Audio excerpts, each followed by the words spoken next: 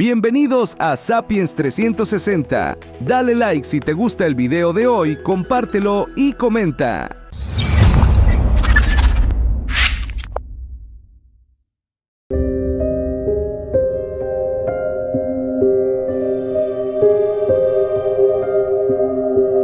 Es fácil odiar a los hombres, ¿no crees? Cerdos. Solo piensan en sexo. Básicos. Creen que con dinero pueden comprar cualquier cosa de una mujer, hasta su dignidad. Y violentos. Todos te quieren hacer daño. ¿Que no todos son iguales? No me digas. Algunos se controlan, pero si pudieran todos harían cualquier porquería con una mujer. Especialmente si es una mujer que no vale nada. Una prostituta. Aileen Wuornos se convenció de eso. Y mira que sabía de hombres, después de venderles el acceso a su cuerpo desde que tenía como 11 años. Sí, desde niños estaban dispuestos a pagar por un beso, por ver una teta, por tocarla. Todos son iguales, estaba segura. No importaba si era su papá, un pederasta que la abandonó antes de nacer y se suicidó en la cárcel a donde lo metieron por violar a una niña, o su abuelo, convertido en padre adoptivo, que la golpeaba y también se propasó con ella. Su hermano, que murió a los 21 años y lo único para lo que le sirvió fue para 2 meses de darse una gran vida con el dinero del seguro de vida. O aquel maldito que la embarazó a los 14 y eso provocó que la echaran de casa. O el idiota rico de 76 años que se casó con ella para tener en su cama a una prostituta de tiempo completo. Todos son iguales. Te lo dije, es fácil odiar a los hombres.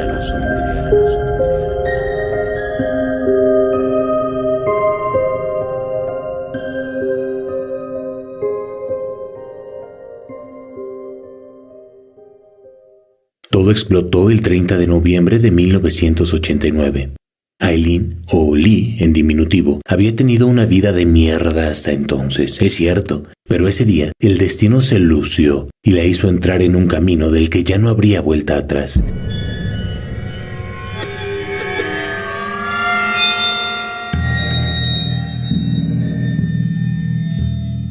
Ella era solo una prostituta, una ladrona a veces, estafadora con cheques falsos en una ocasión, pero no una asesina, hasta que ese día todo cambió. ¿Y de quién fue la culpa? Adivina, de un hombre. Había ido a pararse en la carretera como tantas veces a sacar algo de dinero. El que la recogió fue Richard Mallory, un hombre solitario de 51 años, bigote y pelo gris que iba de fin de semana a Daytona, Florida, una ciudad de playa al norte de Orlando, donde vivía Lee. Siempre hay clientes que quieren pasarse de la raya, sentirse los amos, pero este se pasó muchísimo, según la versión de Lee. Cuando tuvo que enfrentarse a un juicio, esto fue lo que contó. Puso el cordón alrededor de mi cuello y me dijo: «Tú eres una puta». Dijo: «Tienes que hacer todo lo que yo te diga y si no, te mato ahora mismo y te cojo después, como lo hice con otras zorras». Con lágrimas en los ojos, la mujer relató que el tipo la violó varias veces, primero con su cuerpo y luego con un objeto, vaginal y analmente, y que eso realmente dolió. Entonces, que en un momento que pudo zafarse, brincó sobre él, peleó convencida de que iba a matarla y se adelantó. Hace tiempo que cargaba una pistola calibre 22 en su bolsa. Logró estirar la mano y sacarla, y lo más rápido que pudo la descargó sobre él. 4 balas certeras en el pecho, un depredador menos en las calles. Y eso último era más o menos cierto, aunque no se supo hasta más tarde, demasiado tarde, cuando Lee ya había sido juzgada por matarlo. Richard había estado recluido en un instituto para delincuentes sexuales de Maryland por un intento de violación a los 19 años.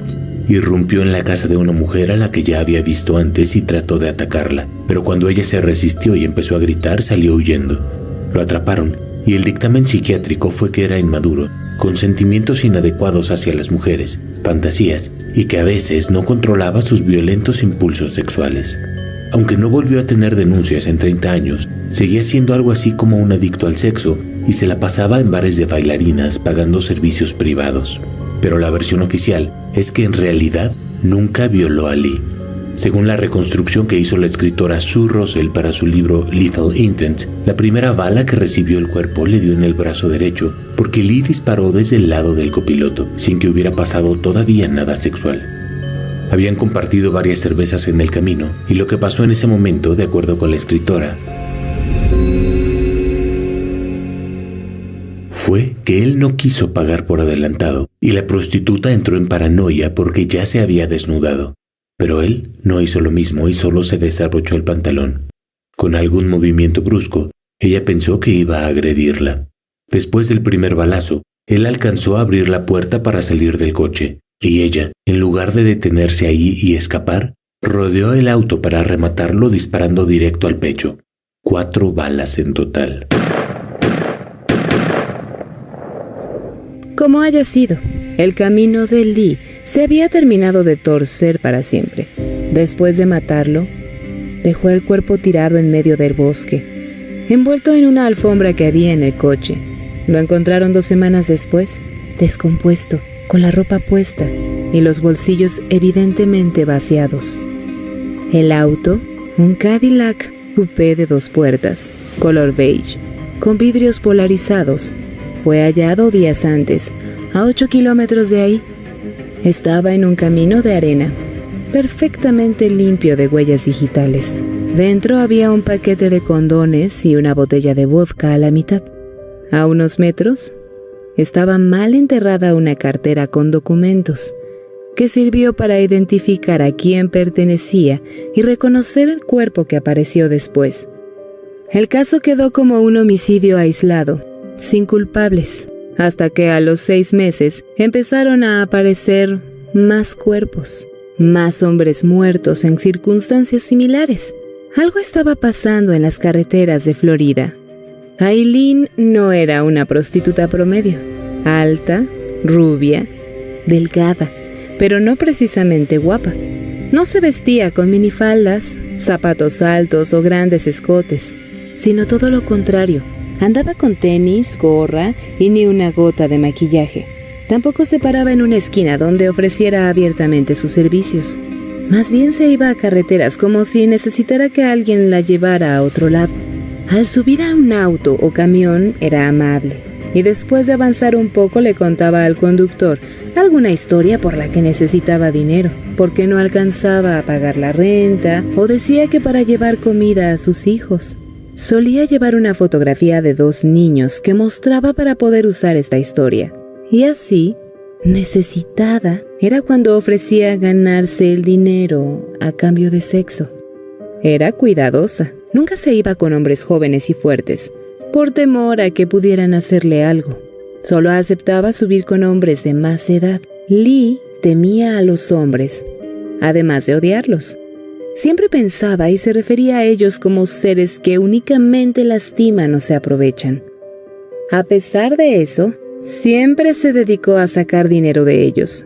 Y no fue hasta sus 28 años que empezó a relacionarse amorosamente con mujeres. Su primera novia, como tal, se llamaba Tony. No duró mucho.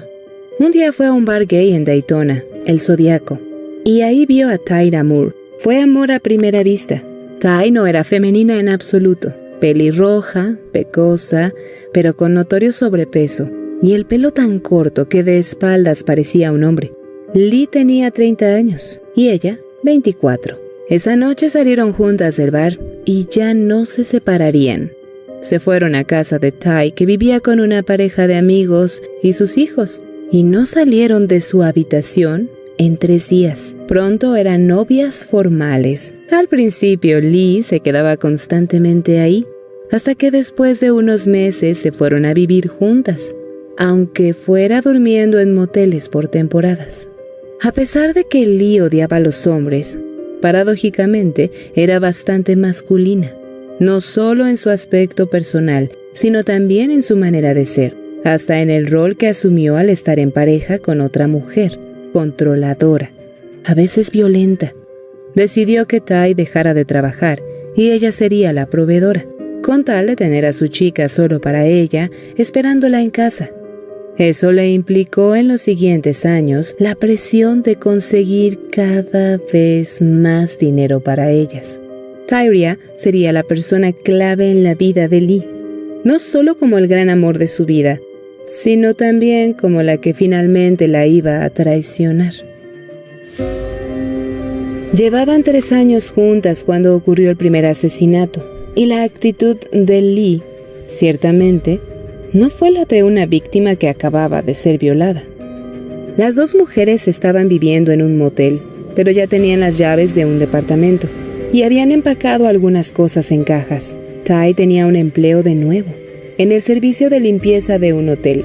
Lee llegó muy temprano, antes de que ella tuviera que irse a trabajar. Traía un auto. Le dijo que un hombre le había dado bastante dinero y le había prestado su coche, así que se mudarían en ese mismo momento para devolverlo en un rato. En realidad, lo que hizo después de eso fue meter su bicicleta en el maletero, conducir hasta el camino de arena donde lo abandonó y volver en bici. Esa misma noche, mientras estaban sentadas en el suelo bebiendo cerveza y viendo la televisión, Lee soltó: «Maté a un tipo hoy». Así, con total frialdad, según el recuerdo de Ty. Le causó un shock y no quiso saber nada más. No preguntó a quién, cómo, por qué, ni siquiera si era en serio.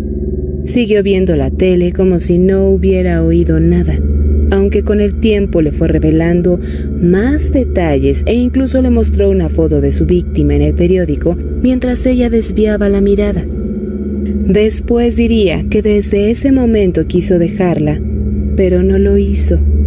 Ni ese día, ni las veces siguientes que Lee llegó con autos que luego desaparecían y pertenencias de hombres que le decía que eran regalos de clientes o pagos en especie porque no traían efectivo. Pasaron 6 meses desde el primer asesinato hasta que Lee volvió a matar. El 18 de mayo de 1990 se subió en la carretera a la camioneta pick-up de un hombre de 43 años, operador de maquinaria pesada, llamado David Spears. Cuando acordaron tener sexo, él condujo por un bosque, tan adentro que eso ya le inquietó un poco. Según Lee, habían estado bebiendo cervezas. Se emborracharon, se desnudaron, lo hicieron. Todo iba bien hasta que él le dijo que se subiera a la parte de atrás de la camioneta. Entonces, ella vio una tubería de plomo ahí y le pareció que ese hombre se puso rudo. Volvió el impulso que había tenido medio año antes. Alargó la mano hasta alcanzar la pistola en su bolsa y le disparó a aquel hombre desnudo.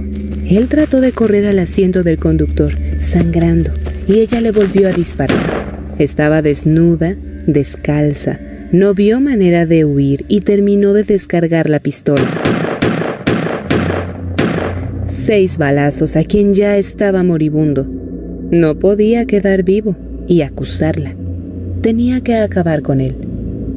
Tomó todo el dinero que encontró en su ropa y en la camioneta, más de $500, y huyó de ahí.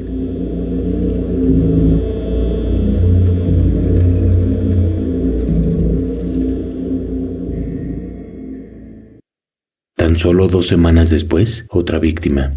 Charles Carskadon, de 40 años, venía de Missouri e iba a recoger a su prometida en Tampa. En el camino se encontró con Lee y se desvió para tener sexo con ella. Cuando estaban desnudos, la prostituta descubrió que traía en el auto una pistola. «Me va a matar», pensó. «Uno más». Y entonces se adelantó de nuevo. Sacó su arma y ya no fueron 4 ni 6 balazos. Esta vez descargó 9.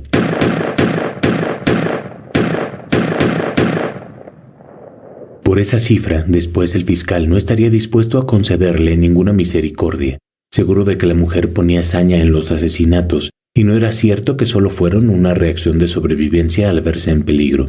La policía ya buscaba pistas de si estos 2 homicidios podían estar relacionados cuando desapareció otro hombre que de hecho nunca fue encontrado.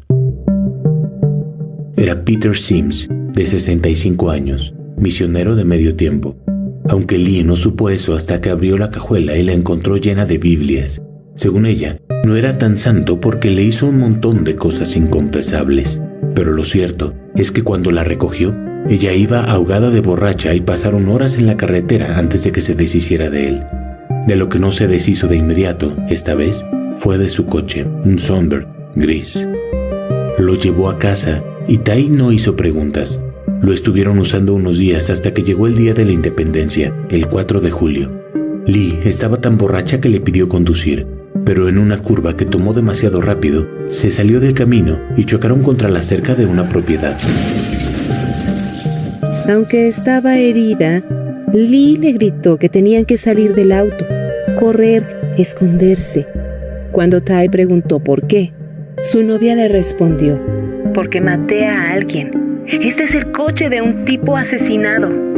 Los dueños de la cerca dañada y un vecino salieron a ver qué pasaba. Oyeron voces de mujeres. Supusieron que se escondían porque estaban borrachas, pero se acercaron a ver si estaban heridas. Aunque lo estaban, rechazaron la ayuda. Y lo que más les llamó la atención fue cómo imploraron que por favor no llamaran a la policía. Además, dejaron el coche ahí abandonado. A pesar de ese error que sabía imperdonable, Lee no se detuvo ahí. Todavía mató a otros 3 hombres. El 30 de julio, a Troy Burress, de 50 años. Con él solo fueron 2 balas. Una le perforó el pulmón y por sí misma lo hubiera matado. Él trató de huir, así que le tiró de nuevo por la espalda. Fue letal. Su cuerpo no estaba desnudo. Pasó mes y medio y el 11 de septiembre otra vez mató a un hombre todavía vestido. Probablemente ni siquiera había aceptado su oferta sexual, ya que una noche antes, Dick Humphrey, de 56 años, había celebrado 35 de casado. Pero cada vez era más fácil matar. A él le clavó 7 disparos, 3 de espaldas, 1 en la cabeza para acabar con su agonía. Lo que Lee no sabía era que aquel hombre era un policía retirado. Aún así, se llevó su coche, pequeño, azul. Era la tercera vez que Tai la veía con un auto sin explicaciones convincentes. Lo peor fue que el cuerpo de aquel hombre fue encontrado al día siguiente y Tai vio en la tele el reporte de su asesinato, además de la fotografía del auto que estaba estacionado afuera de su casa, aunque una vez más no dijo nada. La última víctima fue el camionero Walter Gino Antonio, de 62 años. Mientras tenían sexo, supuestamente, él le dijo que era policía y que si no se lo hacía gratis, la arrestaría. Ella supo que no era cierto y le disparó 3 veces por la espalda. Era mediados de noviembre, apenas unos días antes de Acción de Gracias. ¿Sabías que casi no hay asesinas seriales mujeres? De por sí, las mujeres matan mucho menos que los hombres. Y ya que lo hagan en serie, es una cosa rarísima. De hecho, la primera considerada así en Estados Unidos por el FBI fue justo Aileen Wuornos. Por eso, cuando la policía empezó a recibir reportes de un cadáver tras otro, en condiciones muy similares en 1990, primero hubo muchas dudas. Había algo que resultaba desconcertante, que varios de ellos estuvieran desnudos. Eso hacía pensar que el gancho para atraerlos pudo haber sido el sexo. Y entonces habría una mujer involucrada. Tal vez una mujer ayudando a un hombre. Hasta que pasó lo del accidente en el coche, que fue abandonado el 4 de julio. Y la descripción de los vecinos fue clara. Eran 2 mujeres quienes huyeron. La policía se enfrentaba por primera vez a la posibilidad de una asesina serial femenina. Era hora de llamar al FBI. En diciembre, con el último cadáver descubierto, las autoridades decidieron hacer públicos los retratos hablados de las 2 mujeres. Además, habían logrado rastrear objetos personales de las víctimas en casas de empeño. La cacería estaba en marcha. Lo que la policía no sabía es que además, la relación amorosa se había terminado y Lee se estaba derrumbando. El último homicidio ocurrió mientras Ty estaba con su familia por Acción de Gracias, y aunque regresó a Florida, fue solo para despedirse. Ya no aguantaba más. Había sido una relación intensa, de mucho amor, pero mucho maltrato también. El 9 de enero de 1991, Lee fue arrestada, borracha y con el corazón roto, en un bar de motociclistas que irónicamente se llamaba The Last Resort, el último recurso. En realidad no tenían pruebas contundentes contra ella, porque siempre cargaba un bote de desinfectante con el que dejaban perfectamente limpios los autos. Así que la apuesta era conseguir una confesión. Pero era cínica, altanera, violenta. ¿Cómo lograrlo? La llave de entrada sería presionar a su ahora exnovia, el amor de su vida. Tyria Moore fue localizada en casa de su hermana en Pensilvania. Ella era inocente, se los juró. Trabajaba en un hotel mientras Lee era la que iba a buscar clientes y acababa con ellos. Pero algo sabía. Es cierto, la negociación fue darle inmunidad y no implicarla de ninguna forma si lograba hacer confesar a Lee. Ty estuvo dispuesta a que la policía grabara llamadas telefónicas que le hizo a la cárcel donde estaba detenida, en las que no le avisó que los agentes estaban ahí. Lee primero insistía en que no tenían pruebas de nada y no podrían culparla, y hablaba tonterías. Así fueron varios días, varias veces al día, hasta que en la 9ª llamada, con presiones, Ty la llevó a donde querían. Desde decirle que le estaban haciendo demasiadas preguntas a ella y a su familia, y eso la preocupaba. La hacía dudar si Lee realmente la amaba, hasta insinuar que se suicidaría. Lee no pudo soportar eso. Le dijo que ella admitiría todos los asesinatos y aclararía que Ty no había tenido nada que ver, ni sabía lo que estaba pasando. Entre lágrimas y te amos, la sanguinaria asesina se dobló. En la semana siguiente a su arresto, confesó todo, aunque desde el principio sostuvo que no mataba a sangre fría, sino para salvar su propia vida. En una parte de su declaración aseguró: «Todavía tengo que decirme a mí misma.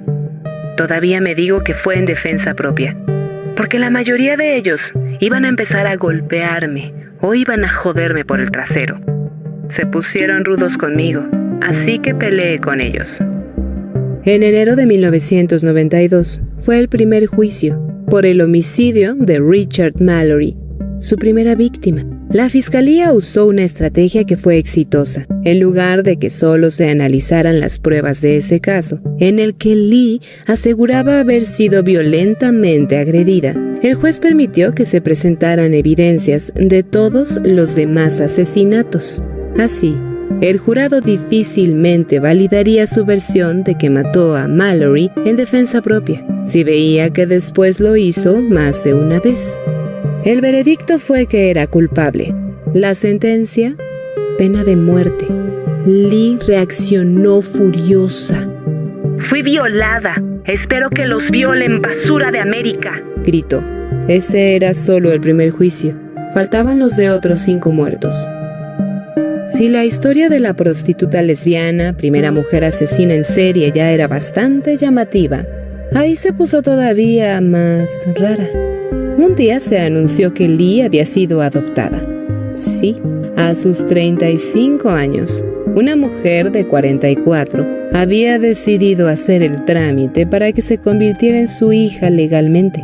¿Para qué?, te preguntarás. La otra noticia fue que el nuevo defensor del caso, del que todo el país estaba pendiente, sería un abogado que ofrecía sus servicios en la tele. No famoso, mucho menos conocido por haber ganado juicios importantes. Más bien, un personaje estrafalario. Y de pronto, esa buena samaritana y ese abogado, Arlene Proud y Stephen Glazer, estaban dando entrevistas, un día sí y otro también, sobre Lee, su acercamiento a Dios, su arrepentimiento por los crímenes. Y no solo dando entrevistas, también cobrándolas. El periodista Nick Broomfield hizo un documental que se llamó Vendiendo a una asesina serial, en el que se ve frente a la cámara y sin ningún pudor cómo estos dos personajes le cobraron $10,000 para que tuviera una entrevista con Lee en la cárcel. Además del manejo que ambos hicieron del caso, por el que la asesina terminó molesta y distanciada de ellos, el otro hilo conductor del documental fue la acusación que siempre hizo Lee de que policías de uno de los condados donde mató estaban negociando con productores de cine para vender detalles de su historia y que se hiciera una película. Tiempo después, sí hubo destituciones y una investigación interna por esto. Y no es la de Monster con Charlize Theron, que salió en 2003. En medio de estas intrigas y con toda la atención mediática, fue el segundo juicio por 3 de los homicidios. Con el consejo de su nuevo defensor legal, invocó una figura que es como no declararse ni culpable ni no culpable, pero que en los hechos es como aceptar la responsabilidad. Después se supo que su abogado dijo que no tenía la preparación suficiente para pelear el caso si ella quería alegar inocencia. Lee también contó que él y Arlene, su madre adoptiva, en realidad la habían presionado para aceptar las culpas como buena cristiana e incluso le sugirieron suicidarse. Hubo 2 juicios más, aunque ella decía que estaba harta de todo. Y aunque ya estaba condenada a pena de muerte, en total recibió 6 sentencias iguales. Solo no fue juzgada por el homicidio del hombre, del que encontró su cuerpo. Volvió a reaccionar con violencia cada vez. Una enseñó el dedo medio a todos los presentes y otra, después de escuchar el veredicto, dijo: «Gracias. Y probablemente estaré en el cielo mientras todos ustedes se pudren en el infierno». También acusó a los medios, a los fiscales y a todo mundo de tratar de mostrarla como un monstruo, como si fuera una Jeffrey Dahmer, el asesino serial más famoso hasta entonces, pero que no lo era. Porque a Lee le molestaba muchísimo que dijeran que era la primer mujer asesina en serie. No. Ella no era una asesina serial. Digo, sí mató a 7 hombres, uno tras otro, en solo un año.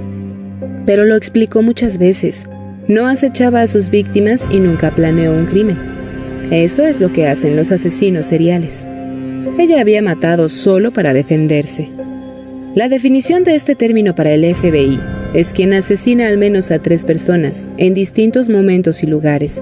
Casi siempre hay un impulso sexual detrás, o al menos un abuso en el pasado. Rara vez empiezan después de los 30 años, como en este caso.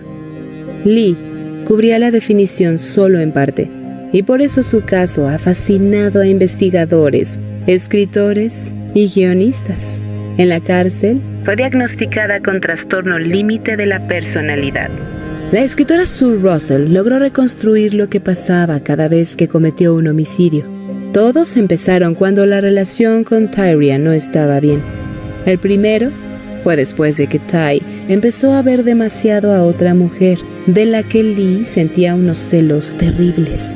Con la visita en casa de la hermana de su novia, que se robaba toda la atención, cometió los siguientes 3. El penúltimo ocurrió cuando Ty se quedó sin trabajo y habló de regresar con su familia, de darse un tiempo en la relación.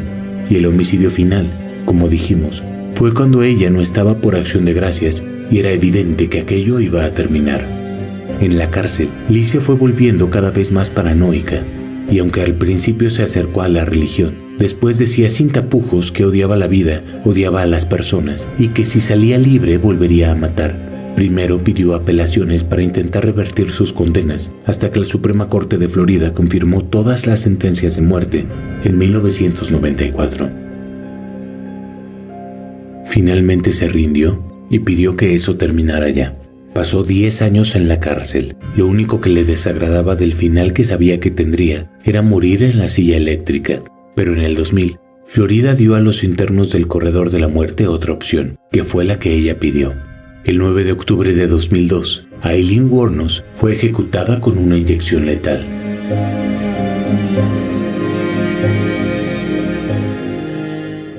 ¡Hasta la próxima!